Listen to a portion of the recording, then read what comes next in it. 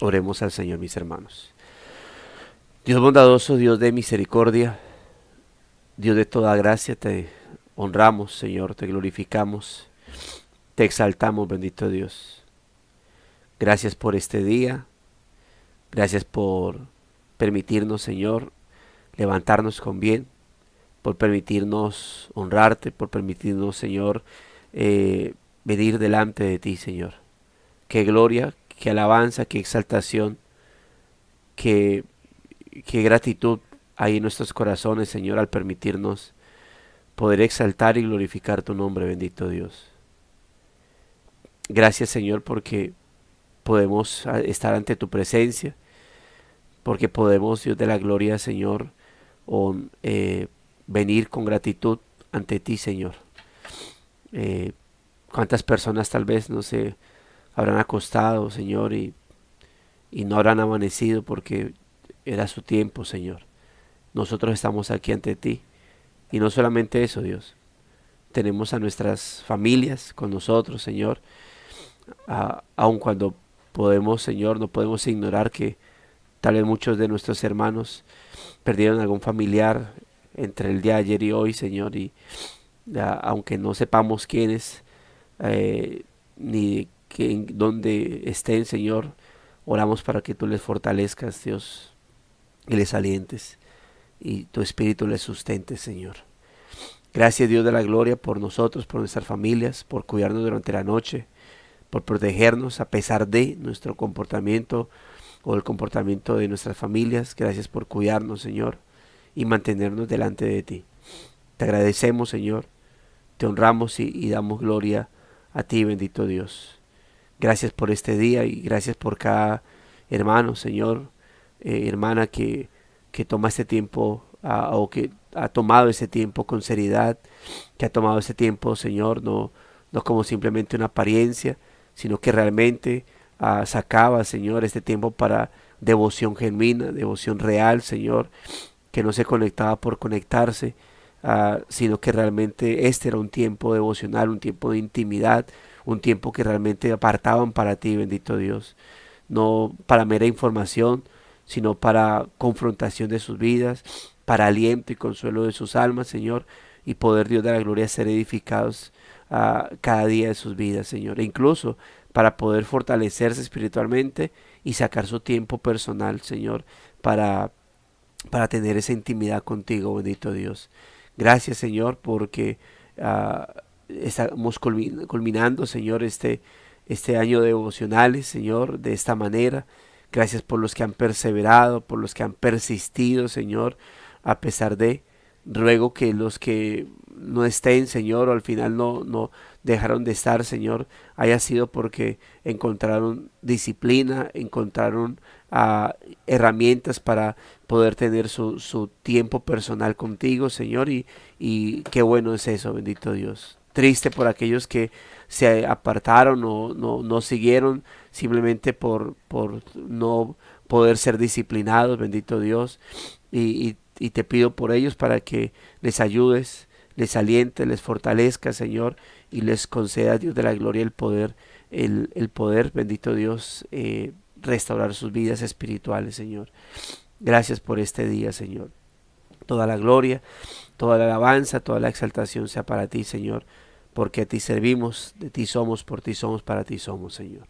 Gracias por este día, Señor, día de gracia y misericordia, día para poder deleitarnos en ti, Señor, aún a pesar de los de las circunstancias que puedan estarnos rodeando, Señor. Te agradecemos en Cristo Jesús, Señor nuestro, y pedimos perdón, Señor, por nuestros pecados.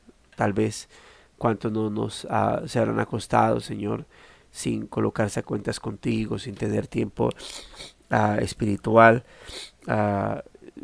sin haberse puesto a cuentas contigo, bendito Dios, y te pido, Dios de la gloria, que seas tú, Señor, trayendo a esa fortaleza, ese perdón a nuestras vidas, Señor.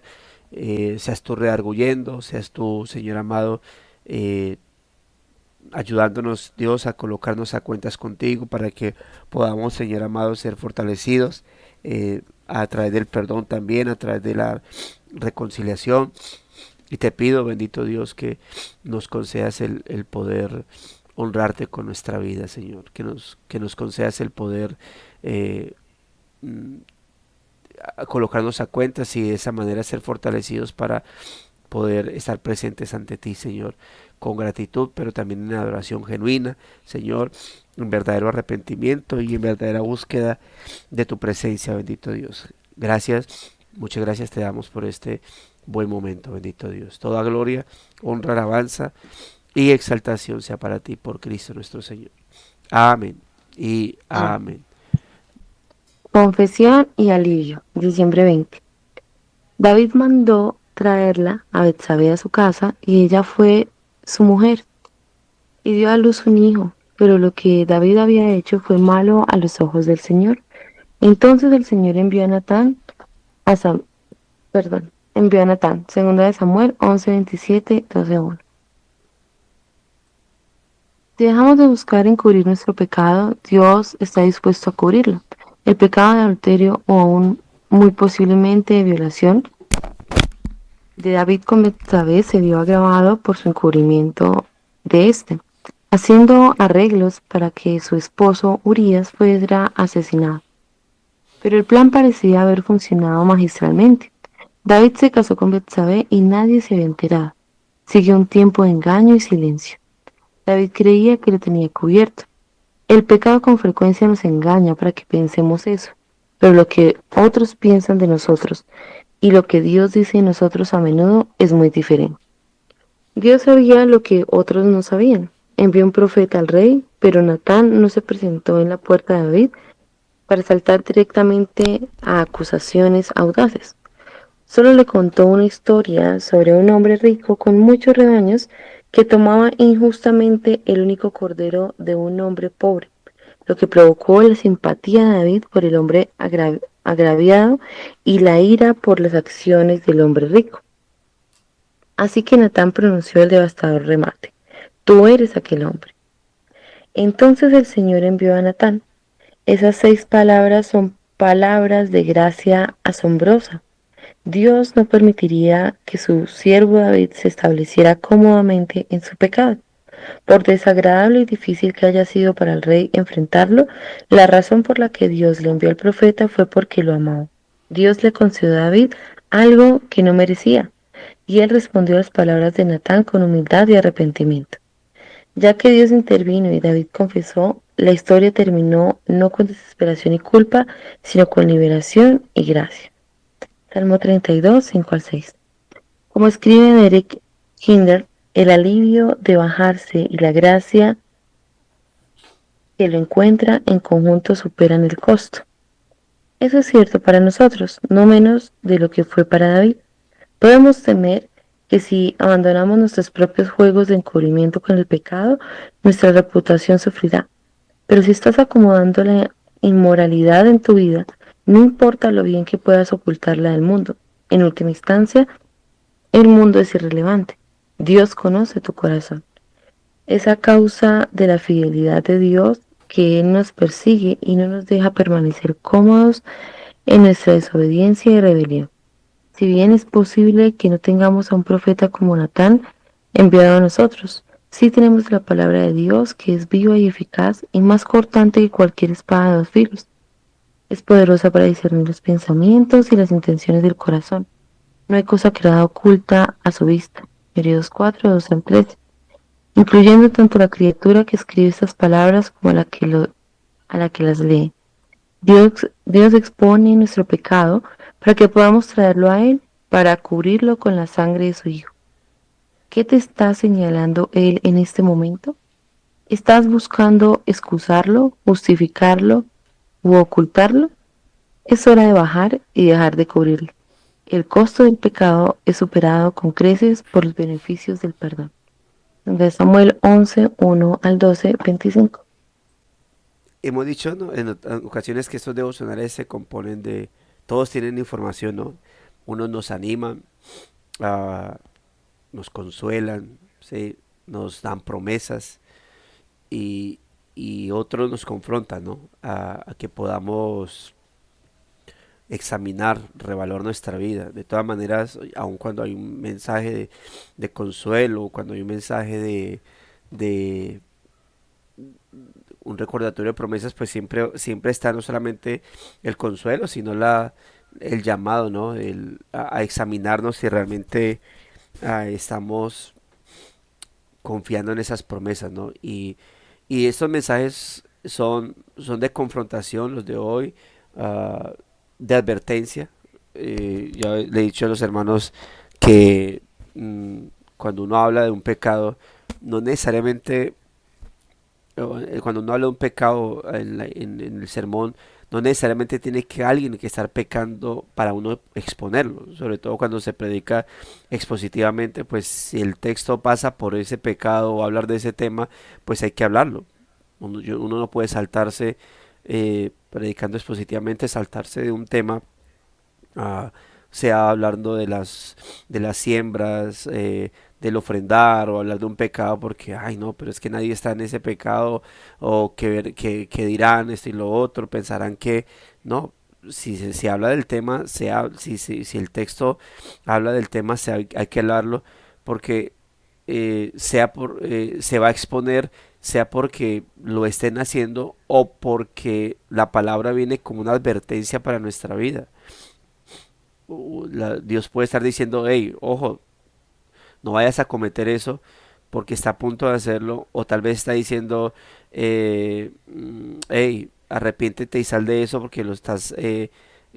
Porque lo estás haciendo, o te está advirtiendo que no vayas a hacer cuando venga esa oportunidad.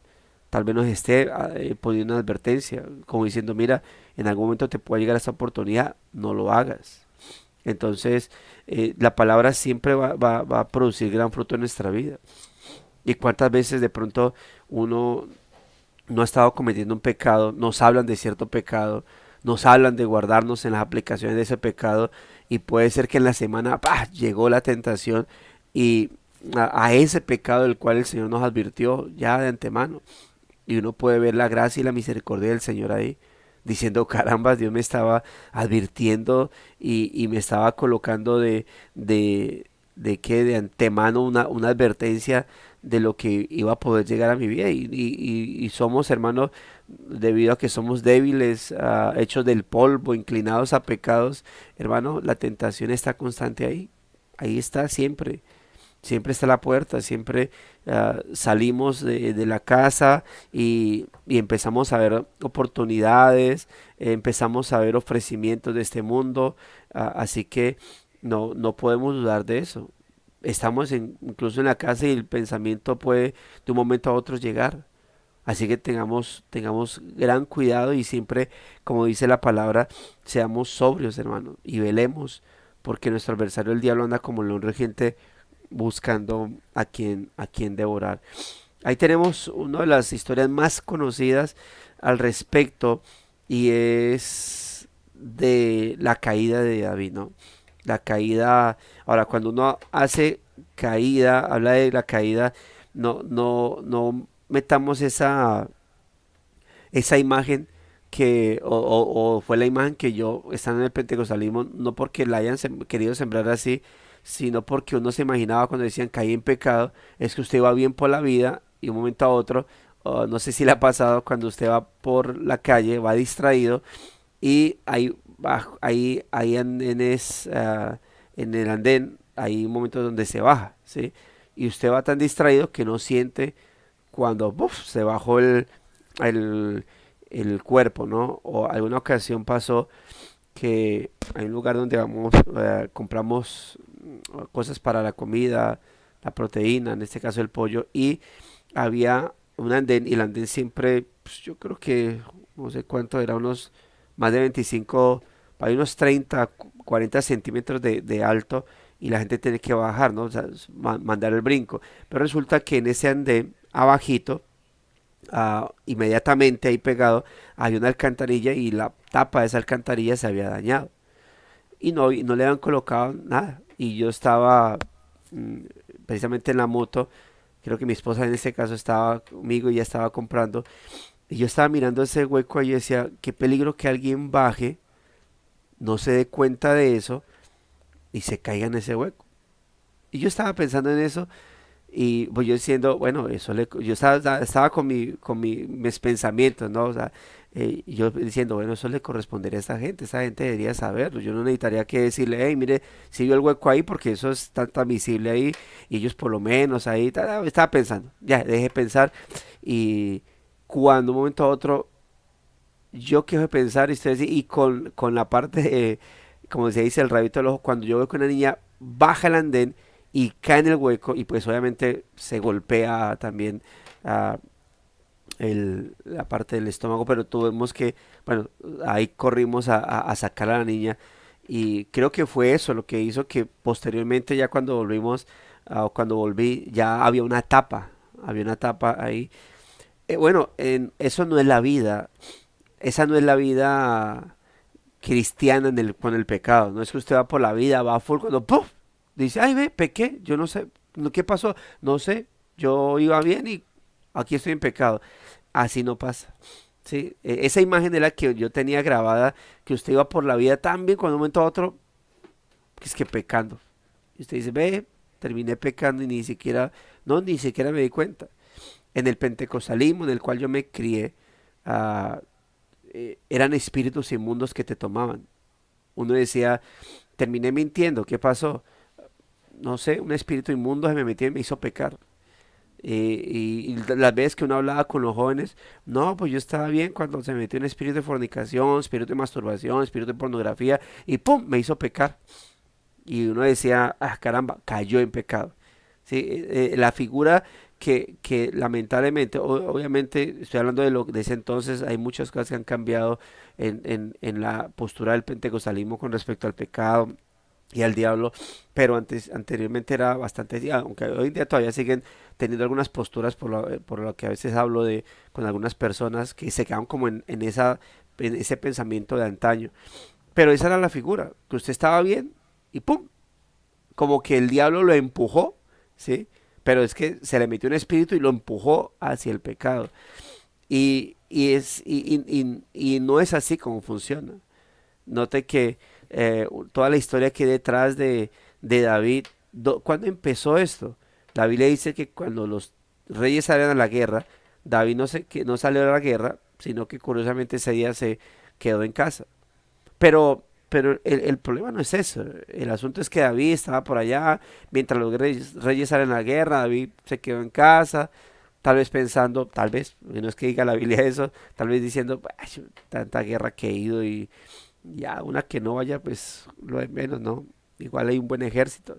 Se fue a la azotea, vio una mujer y en vez de hacer cual José, ¿sí? Creo que ayer nos hablaba Andrea de José, ¿verdad? Sí, nos hablaba de José y alguien mencionaba una de las cosas que se recuerdan de José, cuando la esposa de Potifar lo está tentándolo y, y lo quiere agarrar, ¿verdad? Para seducirlo más y él sale huyendo, tiene que salir huyendo. Pues David se quedó en la azotea y vio una mujer bañándose. No sé cómo era el asunto, no puedo imaginarme bien cómo era el tema de si David estaba más arriba o en qué parte estaba, o si estamos hablando que dentro del templo cercano pues estaba en el tema de las casas de los oficiales. Y bueno, el hecho es que David pudo ver a una mujer bañándose. David, un buen estado espiritual, hubiese más bien salido ahí, no decir como, uy, caramba, me voy y, y no veo más esto, ¿no? Pero no, él simplemente se queda mirando y después manda a preguntar y cual autoritario, cual oligarca, cual cacique, simplemente manda a pedir a esta mujer. Y por eso es muy interesante que este hombre, que el escritor escriba o aún muy posiblemente de violación, porque eh, Betsabé tiene que estar en contra de eso. O sea, ella no es la esposa del rey, pero como es el rey, tiene que dejarse. O en esa situación se encontró. Era el rey, la mandó a pedir y pues terminó accediendo, ¿no? No podía negarse. Es decir, David actuó de una manera bastante grotesca con todo eso. Y al final, note cómo pasa que esta mujer queda en embarazo, no sé cuánto tiempo duró la guerra al punto de que posteriormente se da cuenta, tuvieron que de ahí, de ese momento haber pasado 1 o 2 meses, no sé, o mes y algo para esta mujer de alguna manera darse cuenta que está en embarazo y tienen que, la guerra no estaba ahí a la cuadra, tuvo David que enviar un mensajero para mandar a traer a Urias, o tal vez de alguna manera pues llega, el hecho es que todo estaba pasando, eh, y David organiza todo para que Urias se acueste con su esposa, no pasa.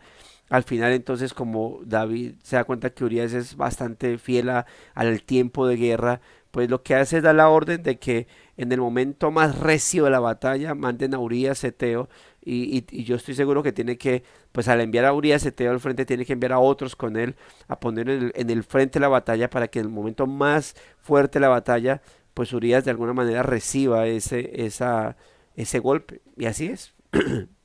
Urias es asesinado. Ah, luego tiene que, el tiempo que regresan, y es muy curioso porque la forma en cómo David organiza eso es algo falto de estrategia, porque el mensajero o uno de los que están a cargo de la batalla, no recuerdo el rango, le manda a decir al mensajero, dígale al rey que pasó esto y aquello. Pero si el rey le dice, ¿cómo fue que pasó? ¿Es que ustedes acaso cuando iba a pasar algo en particular, ustedes se hicieron al frente, no saben que cuando están al frente es donde se tienen que retirar? Él dijo, si eso le va a decir al rey, dígale, Urias Eteo murió. O sea, porque él como rey, como estratega, va a enojarse porque va a decir, pero ¿cómo se hicieron matar si ustedes saben que cuando eso pase, lo que tienen que hacer, cuando la batalla está en ese momento, tienen que retirarse porque algo puede pasar, porque algo puede ocurrir, porque pueden atacarlos sorpresivamente? O sea, David sabía lo que, es decir, la orden de David para con Urias Eteo es hacer algo que en guerra no se puede hacer.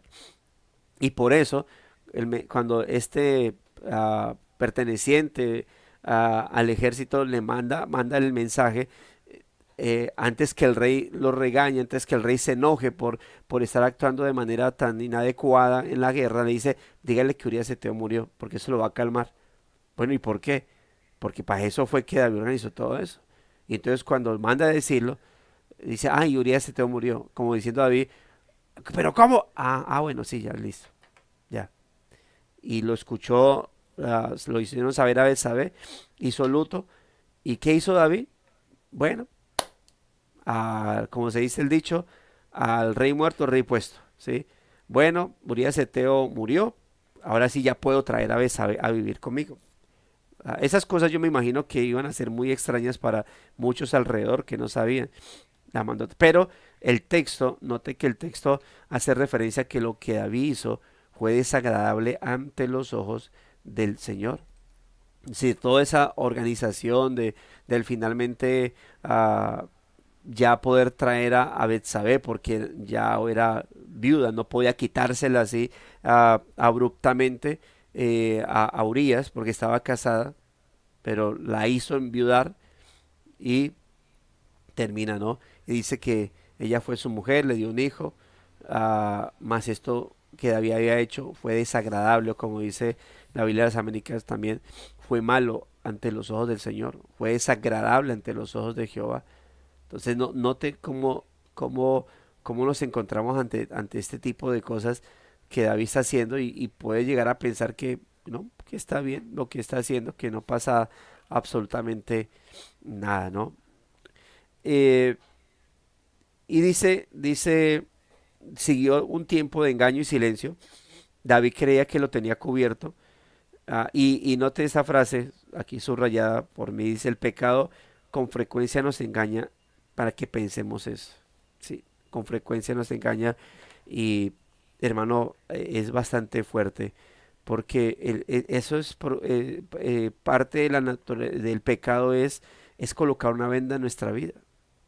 La gente, eh, hoy en día, ayer hablaba con mi hija, tenía una charla, una salida y charla de padre e hija, y hablábamos y decíamos, lamentablemente el mundo está tan inclinado a la maldad, tan podrido, que lo que ha hecho el ser humano para no sentirse así es simplemente alivianar, ¿cuál fue la frase que utilicé? Bueno, es bajar su percepción del pecado y en algunos casos bajarla tanto que, que, que la gente, que podamos, o que la gente no vea el pecado como tal, sino como comportamientos normales.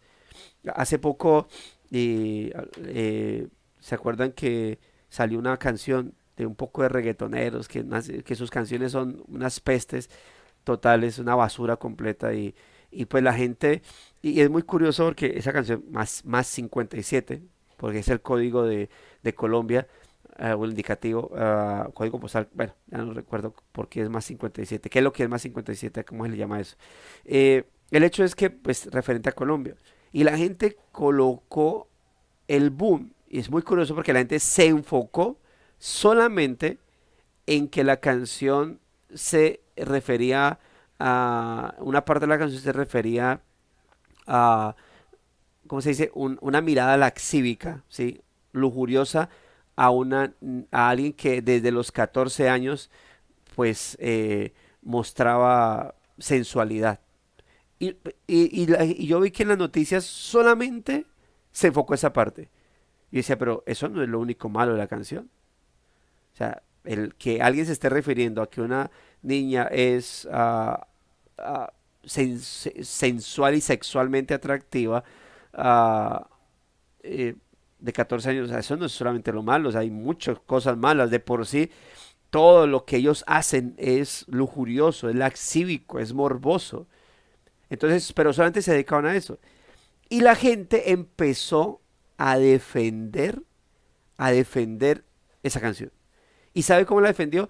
Trayendo otras canciones de otros tiempos, diciendo, pero estas canciones también hablan de eso. Y ahí sí no dice nada, hay doble moral. Y decía, o sea, es que note cómo la gente quiere callar la conciencia, callar el pecado, diciendo, es normal, diciendo, pero también los padres lo cantaban. Ay, mis papás tanto que se molestan por las canciones de ahora y miren las canciones de ellos antes. Entonces, en conclusión, ¿qué? Todos pecan, pequemos todos, ¿sí? Eso también lo hacían ellos. Es que eso es normal, es que eso es lo común. Yo veo, digamos, le pongo cuidado a esto y es como la gente habla acerca de lo, de lo, por ejemplo, el tema que estamos utilizando por lo que estoy hablando, de cómo el pecado está el ser humano está tan inclinado a la maldad que es la única forma de hacer, es callar su conciencia. Y hace poco hablaba con alguien que aquí hay un tema de, de brujos, pero estafadores.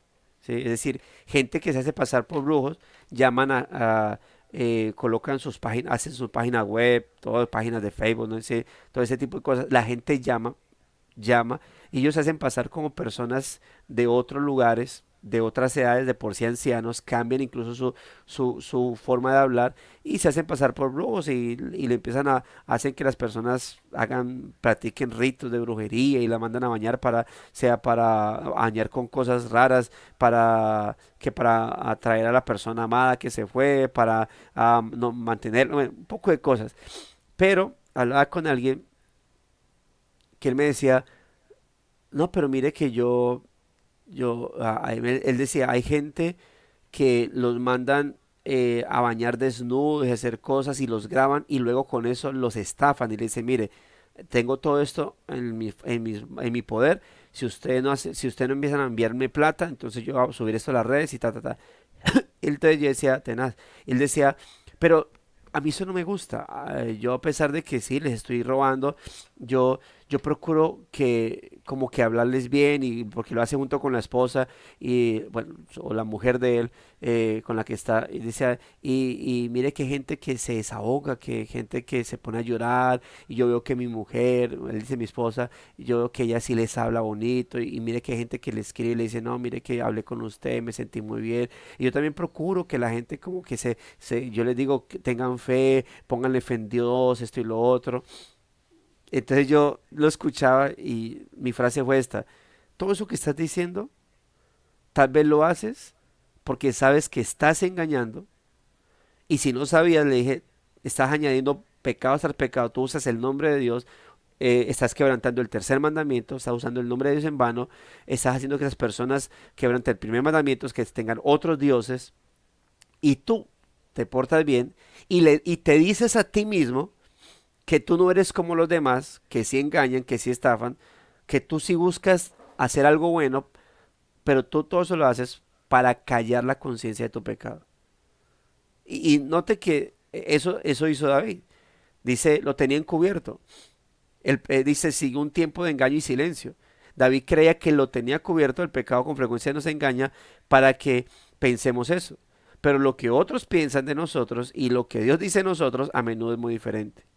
Obviamente, bueno, dice, Dios sabía lo que otros no sabían. Pero quiero mencionar esto acá porque creo que es una característica de aquellos que son hijos del Señor, que son hijos de Dios. Porque obviamente Dios, ah, por su espíritu, venía obrando en David. Porque fuera por vergüenza ante Dios o por orgullo de no reconocerse como tan pecaminoso, David había guardado silencio, ¿sí? También ante Dios, no había confesado su pecado, pero este silencio a David le estaba costando. Y todos conocemos lo que dice el texto en un texto conectado el escritor lo relaciona, porque creo que no es de escondido, a menos que alguien esté nuevo en el Evangelio, pero no es escondido que, David, que este texto de segundo de Samuel es relacionado con el Salmo 32 y algunos también lo relacionan con el Salmo 51. Pero note lo que dice el Salmo 32, verso 3 y 4. Salmo capítulo 32, verso 3 y 4.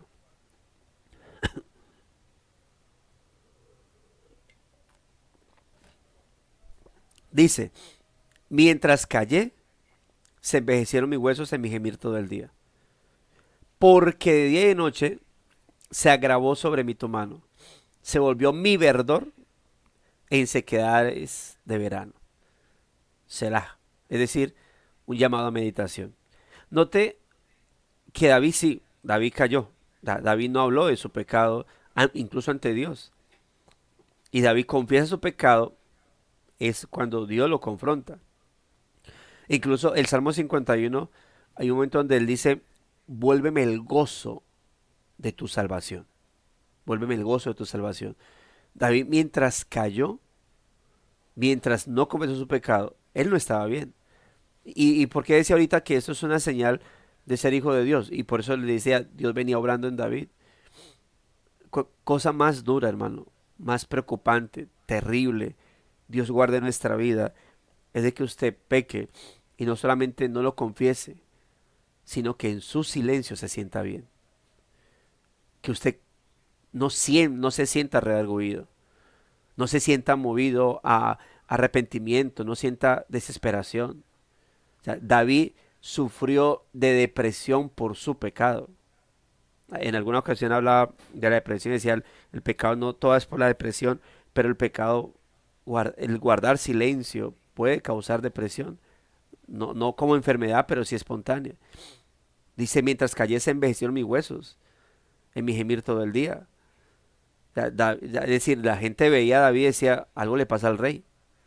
Mire cómo está de raro el rey, mire cómo ha cambiado, mire, se ve demacrado. Vuélveme el gozo de tu salvación, o sea, el rey, su rostro, es decir, recuerda que la Biblia dice, no con tristeza del espíritu. O sea, ¿qué pasa con el creyente cuando peca? Con el creyente. O sea, su vida se torna miserable, sin paz, sin gozo. con desesperación constante. O sea, y Dios, por eso digo, Dios venía obrando en la vida de David. Dios sabía lo que otros no sabían. Algunos, obviamente al que es el mensajero, ¿no? Ah, sabía lo que estaba pasando. A aquellos que David tuvo que, no sé si os ha visto películas donde, con esas épocas donde hacen referencia como, esto que jurarán silencio ante esto que vieron, no lo dirán a nadie. Y tenían que hacerlo así. ¿Y por qué? Porque ellos ya estaban, si Dios habían visto algo, sirvientes decían, jurarán silencio, ¿sí? Sabían que si eso se regaba, ¿en quién iban a pensar? En ellos, en esas dos personas. ¿Qué les iba a pasar a esas dos personas si eso que habían visto terminaba regándose o dándose cuenta? Pues morían. Entonces las personas tenían que guardar silencio. Eh, Puedo pensar por temas de cultura de reino, en este entonces que David a los que mandó a traer, le mandó a traer o al que le mandó a traer, no sé a quién, si fue hombre o mujer, o cuántos fueron, por lo menos dos, les dijo, y silencio ante esto. Al que le dijo, vaya, díganle que pongan orillas y silencio ante esto. O sea, entonces, ah, puedo pensar que eso había pasado en ese entonces, ¿no? Dios sabía lo que otros no sabían. Así que envió un profeta al rey. Pero note, y eso a mí sí, me impresiona, una de las mayores confrontaciones que yo he visto que Dios ha inspirado fue la de Natán y David. O sea, yo me colocaba en ese momento y decía, "Ush, o sea, debe haber sido muy potente ese momento. Llegar Natán y decir, ¿cómo le parece, rey, que por ahí había un señor, tiene muchas ovejas, muchos corderos, y le llega una familia a alimentar? Y este fulano, en vez de coger a su corderita, a sus ovejas, voy y cogió ahí un señor pobre con una corderita nomás, y ese señor, en vez de coger su cordero, de sus corderos, ah, para darle a esos familiares, mató fue el del vecino. Y dice que David se indignó mucho. Digo, ¿qué? Dice la reina Valera. El tal se arreó de muerte. O sea, David se metió en el cuento. Dijo, uy, qué rabia con esa gente. Y yo digo, debe haber sido muy impresionante cuando Natán lo mira con esos ojos de justicia divina, porque estaba enviado por el Señor. Le dice, mi rey, ese hombre eres tú. Y le suelta, tú hiciste eso. Urias y empieza, ¿qué hizo David? Dice que se arrepintió. O sea, yo, yo puedo pensar, por eso les decía ahorita, no sé por qué David cayó, puedo pensar en vergüenza ante Dios, que David estaba tan avergonzado, como que intentaba tapar todo, ¿no? Puedo pensar que David dijo, no sé, voy a traer a Betsabé porque yo causé todo esto, yo no puedo dejar a esa señora desamparada, la traigo a vivir conmigo, de alguna manera callar su conciencia. Ah, pero, y tal vez sentía vergüenza. Eso es orgullo. Eso es parte del orgullo, ¿no? El no hacerlo porque me siento mal, no confesar porque me siento mal es orgullo. O sea, como que sea por no reconocimiento, porque tenga vergüenza, es parte del orgullo, ¿no? De no querer reconocer nuestra miserableza y bajeza. Y eso que hizo Natán, obviamente le cogió el orgullo y se lo despedazó así en mil partes. Y David dijo, sí, he pecado, he pecado. Y Natán inmediatamente dice, por cuanto te has arrepentido no morirás. O sea, David, o sea, no te eso. Ahora, eso, Dios sabía lo que iba a pasar. Es que Dios venía obrando en David. Si Dios no viene obrando en David, David en ese momento no se arrepiente. Y David se hubiese muerto. Pero Dios sabía qué es lo que iba a pasar ante las palabras de Natán, porque él venía obrando.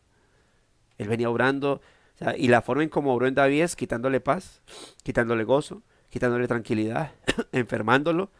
Mientras callé se envejecieron mis huesos. Es decir, David estaba demacrado por todo lo que Dios venía obrando en la vida de él. Y gloria a Dios cuando, hermano, el Espíritu nos contrista. O sea, se contrista eso que pasa en el Espíritu de Dios en nuestra vida, que se contrista, se exterioriza en nosotros, nos lo hace saber. Qué terrible es cuando alguien ante su pecado, uno dice, mira, estás mal. Y la gente dice, sí, yo sé, pero lo quiero hacer. Mira, eso te lleva a la condenación. Sí, pero problema mío. Hermano, y le digo eso, porque son palabras que yo he llegado a escuchar de personas. Hermano, pero esto no te confronta, no te da miedo, mijo. No, quiero seguir haciéndolo. Y pues yo voy a decir me condeno, ¿no? Igual quien se va a condenar soy yo. Y uno dice, no lo puedo creer. Y mire, yo cuando estaba ante ese tipo de expresiones, a mí me rebobina todo y digo, y Dios, ayúdame, ayúdame porque qué miedo caer en un estado de esos. Qué miedo sentirse uno bien porque pecó, bien porque logró pecar, bien porque logró su cometido, logró su planeado. Dios guarde nuestra vida, hermanos. Y a eso apunta esto, a esto que estamos encontrándonos acá. Entonces el Señor envió a Natán. Esas 6 palabras son palabras de gracia asombrosa. Yo lo veo de esa manera. Dios venía obrando diciendo, listo, necesito cerrar esto. Y eso se seguía enviando a Natán. Ya ha venido obrando en la vida de David. Y esto obviamente para nuestro ejemplo, hermanos, para nuestra vida. Yo siempre digo, Dios es muy detallista. Dios puede hacer así, pan, se evita tanta cosa. Se hubiera evitado tanta cosa. Pero en este caso, note cómo Dios es tan detallista de ir obrando. Dios podía haber hablado a David directamente, decirle arrepiéntete porque yo conozco tu pecado. Y lo usa de esa manera. ¿Para qué? Para nosotros que estamos eh, estudiando la palabra y nos encontramos con esto. Esas 6 palabras son palabras de gracia asombrosa. Dios no permitiría que su siervo David se estableciera cómodamente en su pecado. Y ya lo venía haciendo. David no estaba cómodo con su pecado. Había callado, sí. Estaba ocultando, sí. E incluso quería encubrirlo ante Dios. O sea, quería ignorar. O sea, David quería, yo me imagino a David su conciencia gritándole constantemente y David callándola de alguna manera, cuidando a Betsabé, todo ese tipo de cosas. Pero no, eso no le funcionaba. Por desagradable y difícil que haya sido para el rey enfrentarlo, la razón por la que Dios le envía al profeta fue porque lo amaba. Y eso es muy bonito, ¿no? Y se acuerda de Hebreos 12 lo que dice, Dios al que ama, disciplina. Y azota al que recibe por hijo. Hace poco hablábamos, ¿no? Creo que las pruebas donde les mencionaba que Dios está más interesado. Creo que hablábamos sí, diciembre 15, ¿por qué sufren los justos? Dios está más interesado en mi salvación y en mi santificación que en mi sanidad y mi prosperidad. Así que Dios estaba interesado en la restauración de David, en este caso en la santificación. A él no le importaba volverle añicos sus sentimientos, sus afectos, sus emociones. Si eso lo iba a llevar, y la estocada final fue esa. O sea, no, de por sí ya lo tenía vuelto nada internamente. ¿Sí? Y, y llega y le envía a decirle, ese hombre reo de muerte eres tú, a Natán. Ese hombre malvado, ese miserable que te acabo de contar, el cual te hizo dar rabia a ti, ese mismo eres tú. ¿Qué sientes por ese hombre? ¿Cómo ves ese hombre? Bueno, eso eres tú, un miserable, un desgraciado, un aprovechado. O sea, ya lo tenía aplastado el Señor y le envía a Natán para volver a acabarle la estocada final. Es decir, si David estaba arrastrándose, ahí sí vale el golpe de gracia, que uno dice golpe de gracia, ese, esa, fra- ese título al hecho de acabar de rematar a alguien cuando dicen tiro de gracia, golpe de gracia. Yo creo que eso sí fue un golpe de gracia, enviarle a Natán. Ya Dios lo tenía vuelto nada. Y le envía a Natán para aplastarlo. Así que hermanos, pero todo eso es qué? Parte del amor, parte de la gracia, y de la misericordia de Dios para con nosotros. Si Dios tiene que triturarnos, volvernos añicos para mantenernos bien en sus caminos, lo va a hacer, hermano. A Dios le importa más nuestra santificación que nuestra comodidad. Y comodidad llámese lo que sea. Economía, salud, aún lo familiar. Dice, afortunadamente, esperen. Cambié cambié de fecha. Ah, me perdí, hermanos.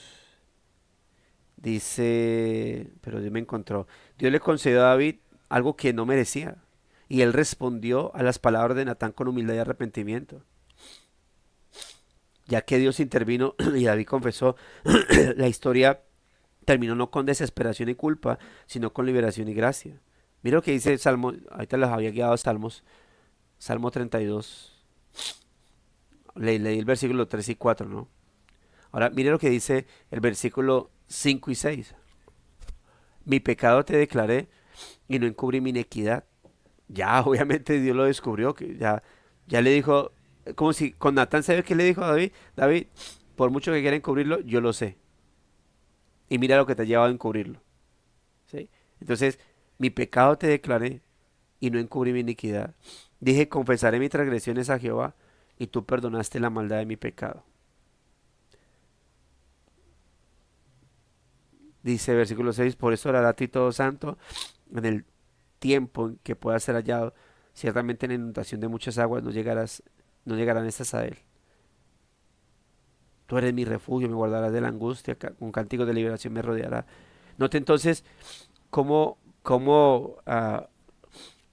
estas palabras de gracia se hacen manifiesto en la vida de David. Y como dice acá, ya no hay más culpa, ya no hay más desesperación, depresión, ansiedad en la vida de David. Ahora hay que liberación y gracia. Ahora hay gozo en la vida de David. Entonces, note esto en la que encontramos, y es parte del amor. Como escribe Derek Kidner, el alivio de bajarse y la gracia que lo encuentra en conjunto superan el costo. Ah, siendo, creo que son palabras que implican contexto, ¿no? Pero eso del alivio de bajarse, puedo pensar, es que como no tiene una frase más completa, puedo pensar que el alivio de bajarse tenga que ver con el orgullo, ¿no? Con la humillación, ¿sí? El alivio de humillarse, puede decir, y la gracia que lo encuentra en conjunto superan el costo. Y eso es cierto, hermanos, para nosotros, no menos de lo que fue para David. Eso es cierto para nosotros, no menos de lo que fue para David. Incluso a mí me impresiona el Salmo 32. El Salmo 32, el primer y el segundo versículo son, son salmos neopactuales, son versos neopactuales. Bienaventurado aquel cuya transgresión ha sido perdonada y cubierto su pecado. Bienaventurado el hombre a quien Jehová no culpa de iniquidad y en cuyo espíritu no hay engaño. O sea, eso de cuya transgresión ha sido perdonada y cubierto su pecado, el hombre a quien Jehová no culpa de iniquidad, eso es justificación, expiación, redención, justificación. Y lo estamos viendo acá. David, o sea, yo pudiese leer ese versículo 1 y 2 sin que me digan que es el Salmo, que por lo tanto está ubicado en el Antiguo Testamento o en textos del Antiguo Pacto y pensar que quien lo está escribiendo está en el Nuevo Pacto. Y es muy especial esas palabras. Podemos temer que si abandonamos nuestros propios juegos de encubrimiento con el pecado, nuestra reputación sufrirá. Tal vez eso pensaba David. No, pero ¿qué va a pasar? O sea, David estaba entre la vergüenza, por eso le decía ahorita, vergüenza, orgullo, entre la vergüenza ante Dios. No, yo no quiero acercarme. Yo he escuchado a mucha gente y es una lucha sacar a gente de ahí. No, es que me siento muy avergonzado ante Dios. No, no me siento digno, no me siento digno. La otra les hablaba de un muchacho que su pecado, no sé qué habrá pasado, lo trajo bueno, a la iglesia, no digo a los pies del Señor, no a la iglesia, a buscar ayuda. Pero él persistió en su pecado. Y ese mismo, o sea, su pecado lo trae. sea, algo pasó en su vida que él no quiso contar, como que lo trajo con desesperación. Y él estaba viniendo a la iglesia, leyendo la Biblia, haciendo devocionales, pero recaía, es decir, en sus pecados, volvía otra vez en su mismo pecado. Y eso dijo, después dijo, no, yo no me siento bien para seguir con Dios. Y yo decía, mira, el perdón, misericordia, perdón, gracia, misericordia. Dijo, no. Y he hablado con muchas personas que dicen, no quiero, no me siento con ganas de hablar con Dios, me siento con vergüenza, me siento con esto, me siento con lo otro, no soy digno. Y no, o sea, eso mismo los hunde y no los deja salir. Entonces está el tema de, uno, los que están bien pecando, y dos, los que se sienten demasiado condenados, juzgados, y no, creen que no hay perdón para ellos, que no son dignos de nada. Y sí, no son dignos, nadie es digno de algo de parte de Dios, pero eso debe llevarnos a humillarnos, no a apartarnos. Pero en David estaba el tema de eso, la vergüenza, y dos, no, pero ¿qué pensarán si yo reconozco esto? ¿Qué va a ocurrir? ¿Qué va a pasar? Soy el rey. Había muchas cosas que podían tal vez estar haciendo. Hay mucha gente que, no, pero soy el líder, pero soy el pastor, pero soy el esposo, soy el padre, ¿qué pensarán? ¿Qué dirán? ¿Ve?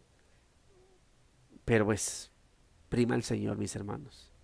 Y el llamado es al arrepentimiento, a renunciar. Y estamos hablando de alguien que, no estamos hablando de que tengas que confesar tus pecados cometidos por los cuales ya te arrepentiste, no. Estoy hablando del llamado al arrepentimiento, de pecados que en este momento están cometiéndose y que no se están llevando al arrepentimiento, porque David ni siquiera lo había confesado delante del Señor. David no lo había puesto ante la presencia del Señor a arrepentirse. Entonces se cuenta con un pecado que no se ha confesado y por eso una de mis oraciones es, Señor, ah, bueno, cuando ha pasado, cuando una de mis oraciones que guío a la iglesia más bien es esa, Señor, si nos hemos acostado a dormir la noche anterior sin confesar nuestro pecado, somos tan fáciles, hermano, para irnos al lecho de descanso y, oh, Dios me comprende que estoy cansado. Espérate, y tus pecados. Y eso no es simplemente, y perdón por mis pecados. No, es un asunto serio, pecamos. Por muy leve que te parezca el pecado que cometiste, pecaste. No puedes ir a tu lecho de descanso como si nada hubiese pasado. Porque puede pasar peor que al otro día te levantas y lo echas en el olvido. Y te levantas como si nada hubiese pasado, pidiendo de entera al Señor y esas manchas quedan ahí. Después que uno dice, "Mira, me siento como pesado, como pesado espiritualmente, como aletargado, como decaído, como que sin ganas. Es que te ha costado muchas veces a dormir sin confesar tu pecado. Son manchas delante del Señor. O sea, Dios encubre el pecado que es confesado, que es llevado a arrepentimiento. Y tú no estás reconociendo el pecado, no solamente el pecado de lo que has cometido, sino el pecado de no confesar el pecado, de ir a tu lecho de descanso sin tener en cuenta eso, es que no estás haciendo cualquier cosa, y yo no puedo tener por pecados insignificantes, no dignos de ser confesados y de pedir perdón, a esos pecados por los cuales Cristo tuvo que venir a morir. Mire, hermano, por pecados insignificantes, como algunos lo llaman, por pecados leves, como algunos lo llaman, permítame decirle, por esos pecados Cristo también tuvo que venir a morir. Y por esos pecados, encima obviamente el pecado base de todos es la incredulidad en Cristo como Salvador, sobre ese pecado, encima el pecado insignificante, mucha gente será condenada. Cristo tuvo que morir, venir a morir por esos pecados. Cristo no te libró de los pecados grandes. Cristo no vino a librarte de los pecados grandes solamente, sino también de esos pequeños. Así que encubrirlos, no dice, no, el pecado grande si no lo cometes, ese mancha. El pecado chiquitico, no, eso no pasa nada ante Dios. Dios va a salvar personas. Los que cometan de esos pecados chiquiticos, ellos sí van para el cielo. No, hermano, Cristo tuvo que morir. Y la ira de Dios también se derramará sobre los pecados insignificantes, sobre la base del pecado de la incredulidad en Cristo. Así que hermanos, tengamos cuidado con ello. No importa lo bien que puedas ocultarla del mundo. En última instancia el mundo es irrelevante. Dios conoce tu corazón. Y es a causa de la fidelidad de Dios que Él nos persigue y no nos deja permanecer cómodos en nuestra desobediencia y rebelión. Y hermano, como lo dije ahorita, gloria a Dios. Por, porque ese acto de el espíritu contristado dentro de nosotros nos lleva a sentir esa incomodidad, esa pérdida de paz, de gozo. Gloria a Dios por ello, hermano. Y quisiéramos, que ya le decía a mi esposa, bueno, era más tema de intimidad por el tema de los conflictos, decía, qué lástima uno no poder disfrutar el matrimonio sin pecado, ¿sí?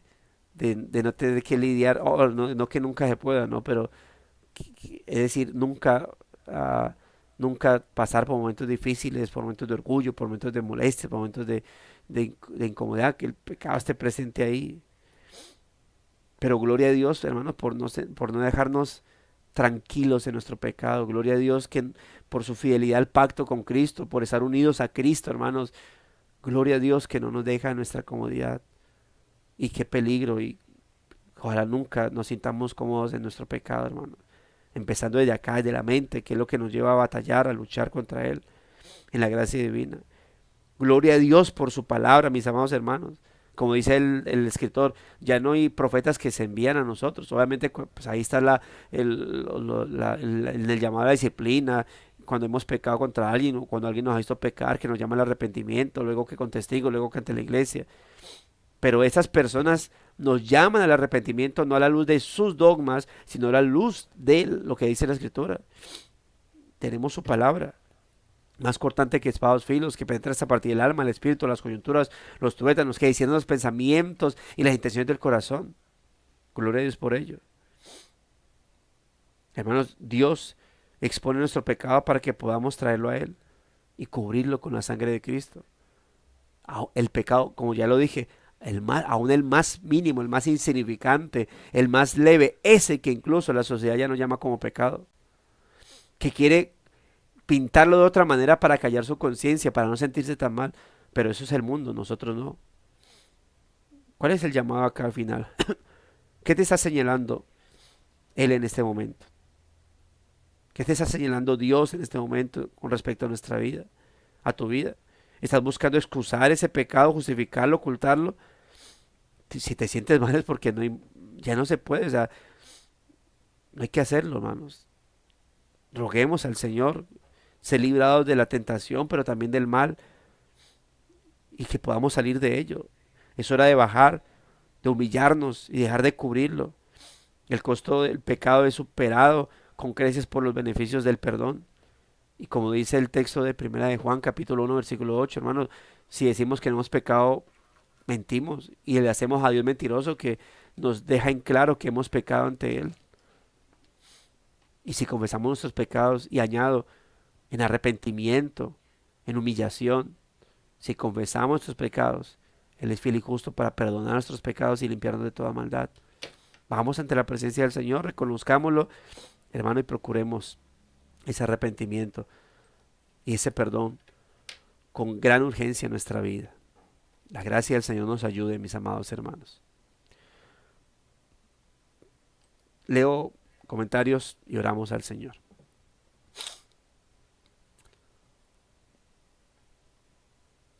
Dice, el pecado mancha, escribe su hermano Carlos, es que el pecado mancha nuestras vestiduras y aunque pensemos que no se nota, Dios lo sabe y no podemos ocultarlo sin sufrir las consecuencias. Cuando pecamos, la mejor actitud y la más sabia la más sabia acción es confesarlo. Bueno, el hermano citó un texto que yo cité. Si confesamos nuestros pecados, Él es fiel y justo para perdonar nuestros pecados y limpiarnos de toda maldad. Y no hay cosa creada que no haya de que no se manifiesta en su presencia. Antes bien, todas las cosas están desnudas y abiertas a los ojos de aquel a quien tenemos que dar cuentas. El que encubre sus pecados no prosperará, mas el que los confiesa y se aparta alcanza misericordia. No es Salmo 28.13, hermanos, es Proverbios. Pero está el texto, Proverbios 28.13. Hermanos, el Señor nos ayude, realmente nos ayude a que ningún pecado veamos como que no deba ser tan urgente traído a la presencia del Señor para su perdón.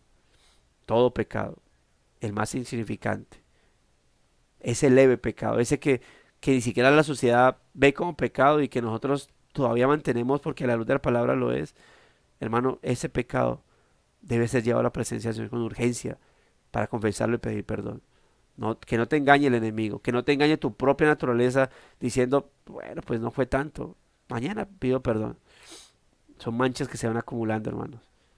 Y esas pequeñas manchas que se van acumulando son las que terminan causando estragos en nuestra vida espiritual, sobre todo cuando estamos alerta ante el pecado escandaloso, pero tengamos cuidado para que no seamos engañados, hermanos.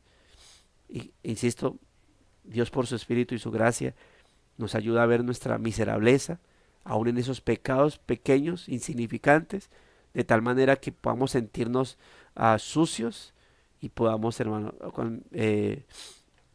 creo que mi hija cuando pequeña, ah, bueno, mm, ya se me borró un poco esta parte, pero bueno, he visto personas que con una cosita o niños que medio se ensucian y ya quieren cambiarse, o personas, o imagínese su traje blanco, ¿no?